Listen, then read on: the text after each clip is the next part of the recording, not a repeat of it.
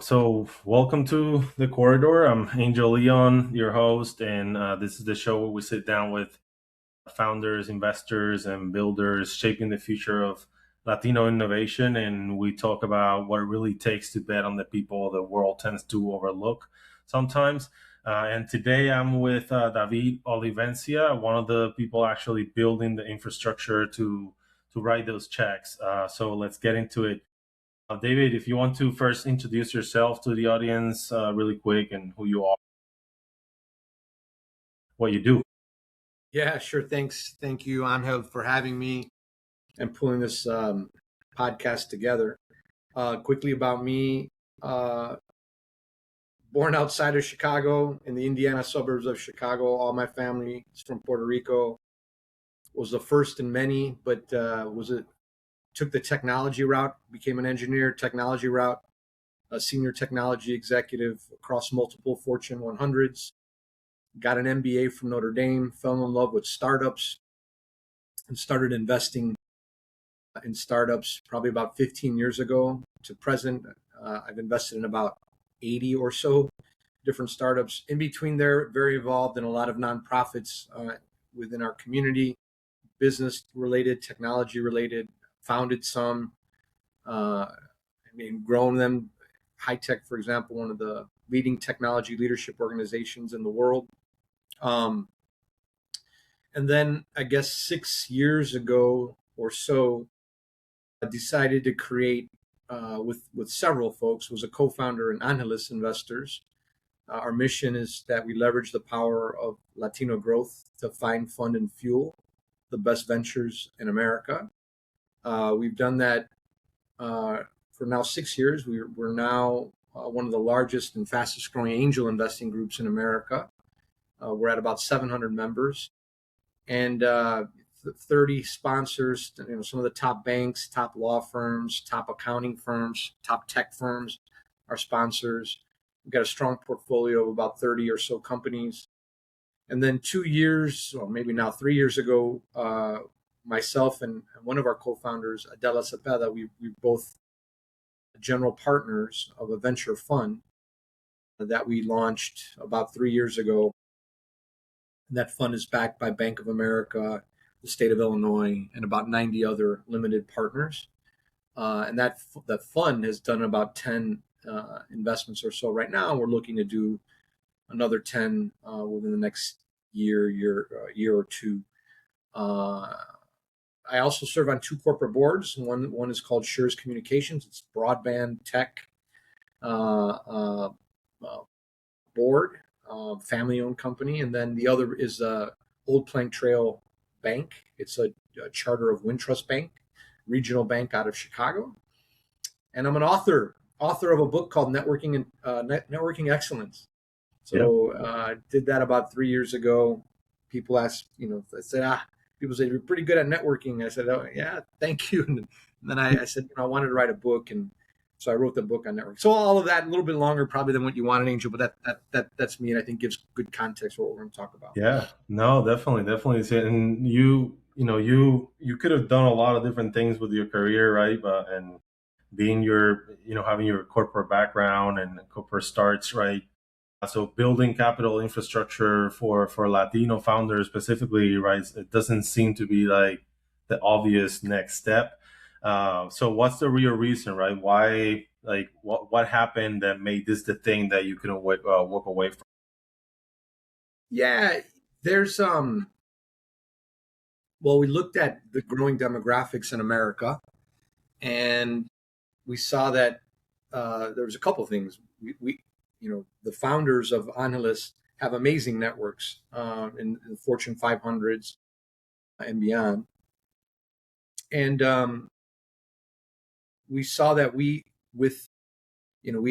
had amazing networks, amazing insights, amazing experience, but we saw very few startup founders within our community were getting funded, right? And we're relatively new to the country in general, so it's not like we have friends and family checks that can cut startup money to startup. So we decided that there was a void to fill there, but but we also it's not by no means charitable, right? We think that there's a huge opportunity to leverage the power of Latino growth to find, fund, and fuel the best ventures in America, and we think we can get a outsized return, better than the returns of some of these other venture capital firms that are out there. The thesis is still getting proven out. We'll see. We'll see if our thesis is right, but we think we can give our investors a better return than traditional venture funds. And what is it? What do you think is that part that you understand better about the Latino market and the Latino founders, right? That others don't. You know, I oftentimes we see a lot of some of the founders that we invest in. They may not come from the right schools. They may have a little bit of a different accent, right? They may have only spent a few years in the United States.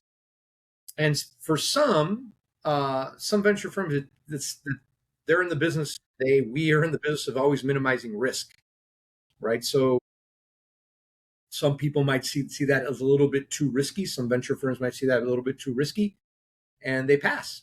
And we believe that they're passing on a lot of good opportunities uh, from leaders within our community.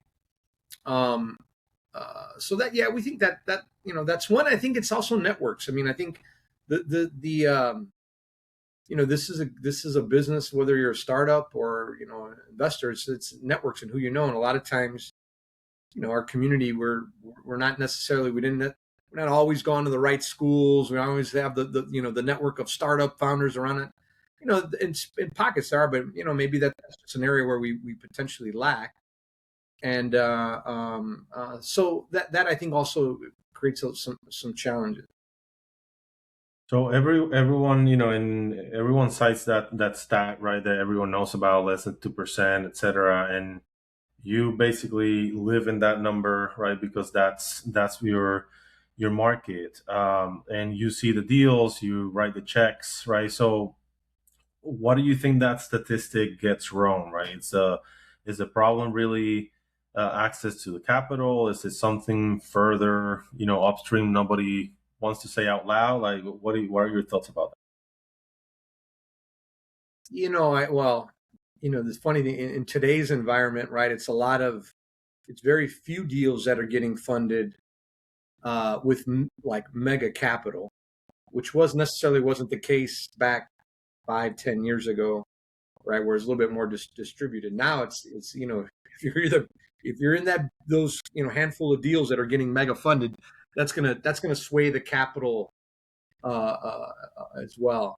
No, I mean, I think it just goes to the earlier point that I mentioned, right? I think some they're getting passed, just getting passed up by venture firms. I don't think there's anything, I wouldn't call it directly that people don't want to, because I think venture firms, I mean, I think in general they're looking for a great return for their investors. In general, venture firms, right?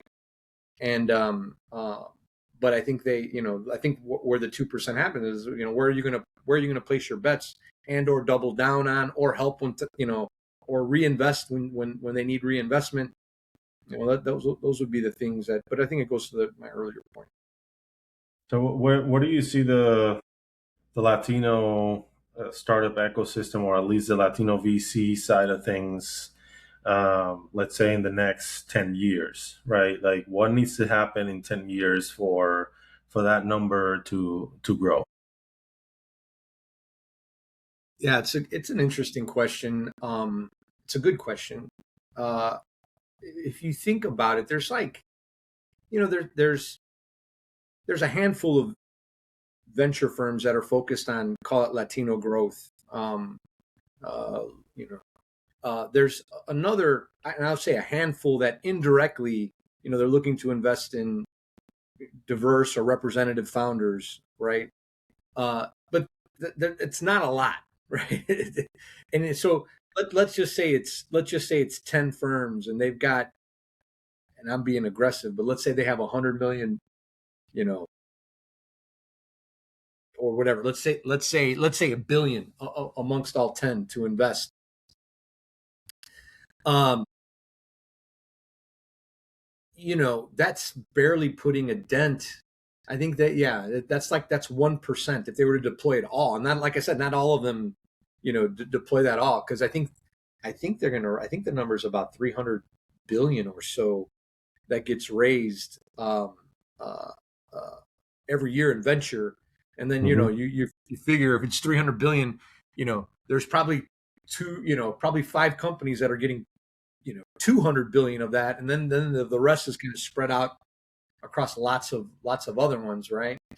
Um, uh, so a couple of things, right? I think to move, I think if just through if the goal is, hey, we just you know Latino founders, co-founders, they want to just get funded representative to the population, right?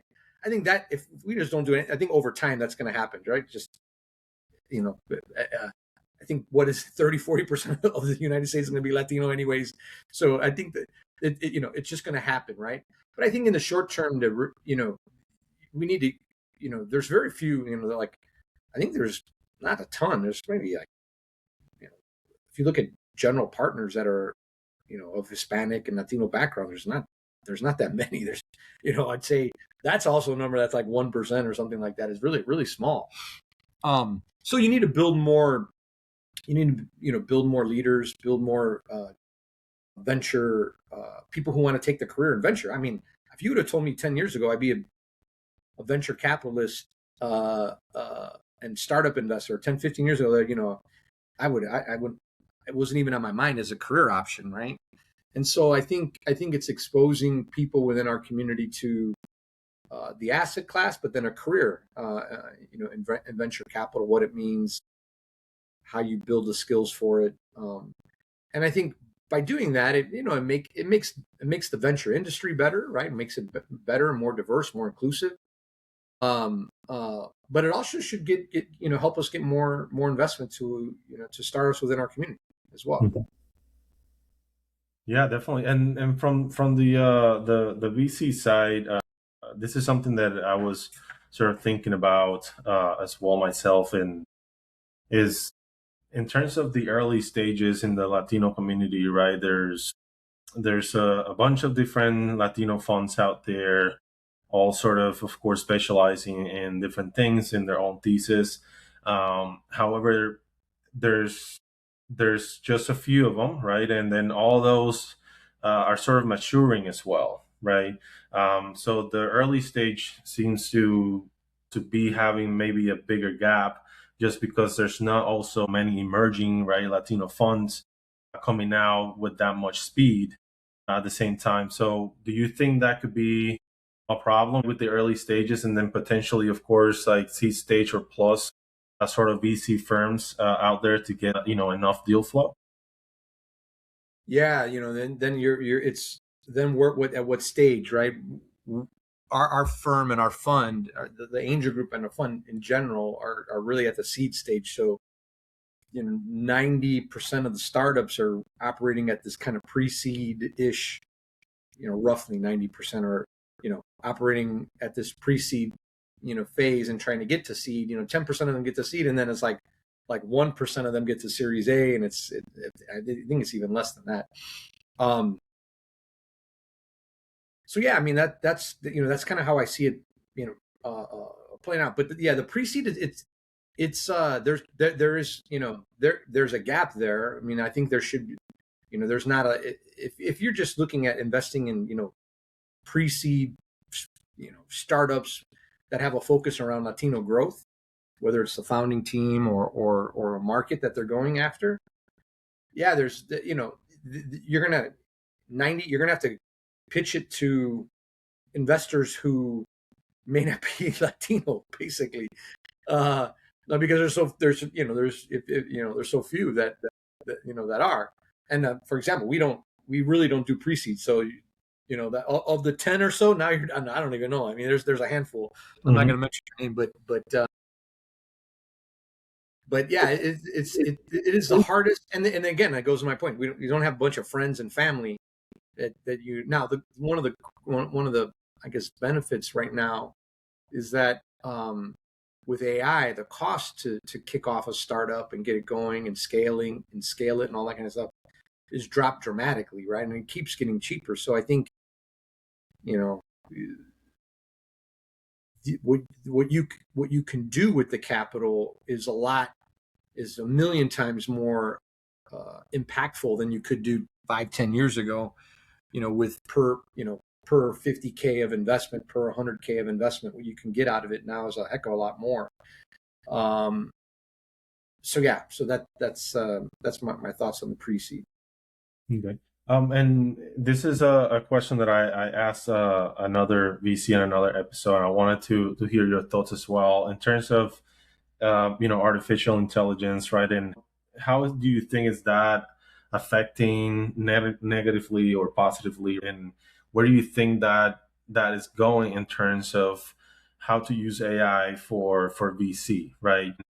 And at the same time, is VC actually affecting negatively the way that you guys source through deals and the type of deals that you guys get, and how do you get to the point where like you understand this is a real deal and it's not just an AI generated sort of startup for them? Yeah, so I would, for every function in our venture firm and even our angel investing group, we're embedding AI in all of it, whether it's sourcing, marketing, investor relationships, portfolio review, portfolio support, everything, right? And we, I think everybody, you can always do more. So we're doing a good job, but I think every company in America, every company should. There's always more to do because it keeps getting smarter, and you can keep throwing more at it. So that's the first part of your question. The second part was, do I think is it good or bad? Was that the second part of it? Your Yeah, second like question? in terms of the deal flow, do you think it's affecting right negatively how VCs are receiving more intake of deals, but these deals necessarily are not coming from a founder's mind, and it's basically this auto generated startup for that matter, because AI can do such great things nowadays, right? You can build anything to a level of perfection almost. So how do you Yeah. discern? Yeah, I mean, we at least I haven't seen like pure straight up like an AI pitch. Like, I mean, startups I'm sure are using it to create their pitches on, but usually there's a founder behind every the things that we're getting. Um, I think using AI to source deals is good. It's like any tool, you got to use it the right way. Put the right, call it intelligence and parameters around it and rules around it, and then improve it, right? And then improve it over time. So I think it's a good thing. Now, the one thing that's this which is interesting, right, is that they if you look back 5-10 years ago, startups, it was a team. And, sometimes you had a kind of a business founder and a technical co-founder, and then you built out your team, right? Your team of humans, right? Of whatever, 4, 5, 6, team members to kind of get the startup off the ground. And I think this last year, I can't remember the exact number, but I want to say like half of the Y Combinator startups are like solo founders, or there's this big, huge, boom in what solo founders, right, that are leveraging the hell out of AI. I think what's coming will be the next evolution is kind of what you alluded to, is like a pure AI startup that the AI is kind of running everything. Maybe it has an owner, but it's basically a fleet of agents that are basically running, solving a business problem, transacting, and all that kind of stuff. Though that's I don't know when. Maybe in a couple of years it'll be 50% of it will be, you have solopreneurs, and then pure AI Right. startups that have just some investors and an owner and a board or something like that, right? That helps with decisions. So Yeah, like an AI sort of product studio, right? Shooting out basically products and startups every quarter or something like yeah, that. just solving a business problem, right? I mean, it could be, Mhm. I don't know, processing processing payroll more efficiently or something like that, that an AI agent does it. And then you got humanoid robots and stuff like that, any kind of human task, basically they can do. So yeah, it should be interesting times. Definitely, definitely. So this show, of course, is called the Corridor, and it's because capital, talent, and ideas should sort of move both ways. And right now, it sort of seems that most of it is actually going one way and not necessarily the other. Like what has what needs to be true? I would say more it's for everything to sort of flow back and forth, and that's not just capital, but talent, resources, infrastructure, and everything else in between. Basically, access. How is that? What needs to happen, right, for that to flow equally both ways? Well, and just so when you say flow, what from where to where are you talking Oh, about the flow? sorry, from like mainland U.S. to the Latin America countries in general.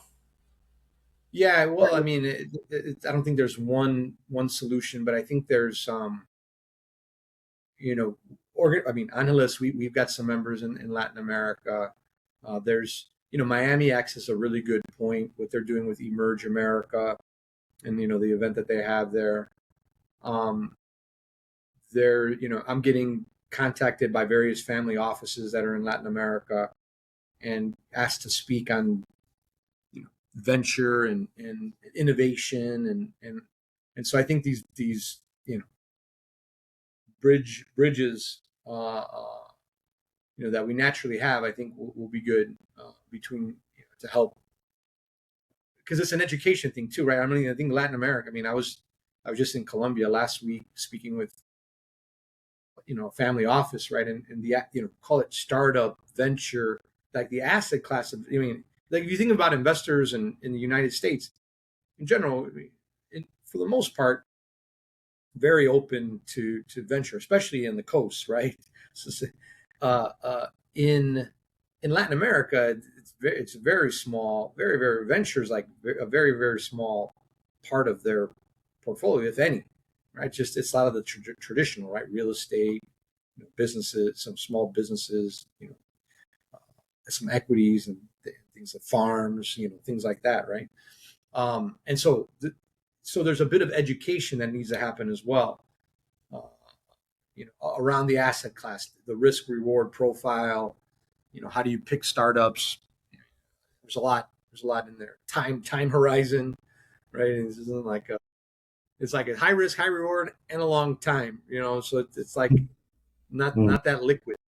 Um, so What about the cultural aspect of things, right? So one of the things that I feel, for example, and this is more related to Coqui Ventures specifically, is that the general Latino message may not necessarily be received by our culture specifically. How do you see culture in general right now within the Latino community, and do you think that culture should be more of a thesis for a lot more VCs?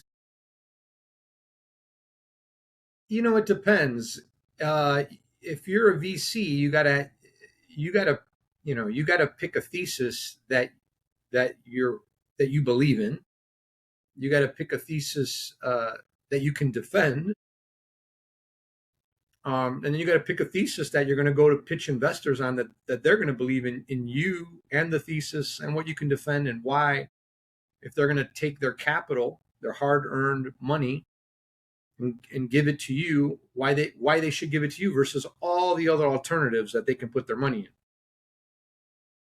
So, it, so and I think that's the way. Like, look, and somebody, it could be any culture, right? It could be any culture, anything, but you got to have those components in there for success. And if you have it, and by the way, you know, you don't necessarily have to be a part of that culture to get the business impact of it and why you could believe in the thesis, right? For example, I could be pitched, an Eskimo fund out of Alaska and it has some kind of thesis around, I don't know, energy or something like that, right? Or who knows, right? Tourism, energy, I don't know. And I could look at just the elements of the thesis, right? Does it make sense? Is it growth? Do they have a track record? And by the way, I'm a general partner in a couple other funds. None of them have to do are cultural, like having to do anything, Um, uh, uh, uh, but I think that you'd have to do this. So if you're going to create a fund, I don't know, focused angel like maybe yours, Puerto Rico or U.S. mainland, what you got to kind of have those components for it to be successful.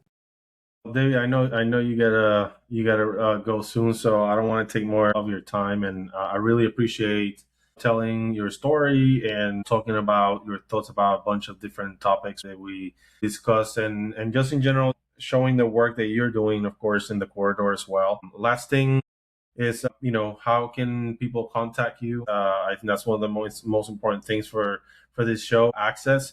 So how can people connect with you, contact you? Yeah, so I'm on most of the social, LinkedIn a lot.